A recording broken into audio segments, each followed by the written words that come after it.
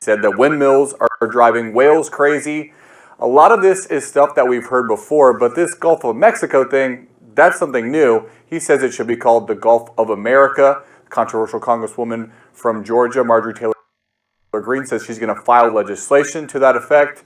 Maybe we should start a new segment in this show called Is This Real for the Trump administration? So, I don't know, is this real? It sure seems real based on the fact that Marjorie Taylor Greene is looking to introduce actual legislation to make it the real deal. It's one of those things where, sometimes what Trump says, particularly when it's about foreign policy, whether it be about renaming the Gulf of Mexico or making Canada the 51st state, can be very easy to kind of shrug off as, a troll or a laughing kind of a laugh line. But these are things that he's serious about, and that he really feels like the U.S. should kind of expand its footprint, expand its sort of influence in the world, and be taken, not be taken for granted. And obviously, Marjorie Taylor Greene, quick to introduce this legislation.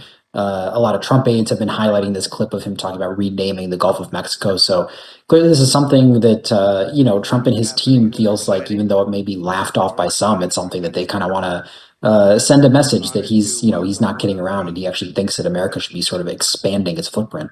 Trump was also asked about the possibility of using military force to take over the Panama Canal or Greenland. Let's take a listen to what he had to say. I can't assure you, you're talking about Panama and Greenland. No, I can't assure you on either of those two. And then he was asked the same question about how that applies to Canada. Let's listen to that. No, economic force. Because Canada and the United States, that would really be something.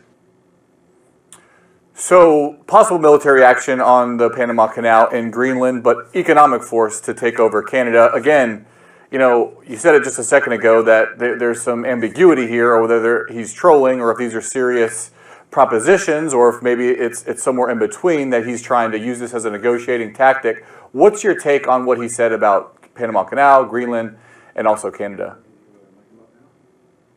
Yeah, again, I think early on these things were easy to kind of laugh off as unserious suggestions, but Trump has been sort of speaking more specifically about why he thinks, the U.S. should essentially be able to purchase Greenland, or why Canada should be a 51st state. He's talking about the Panama Canal, for example. He's talking about national security interests in each of those cases. He's talking about, in Canada's case, that, Canada relies far more on the U.S. than vice versa for economic reasons. So he is giving sort of specific reasons here for why he thinks that it's actually in everyone's best interest for the U.S. to essentially take ownership of these three different territories. Now, the question of military force is certainly very notable.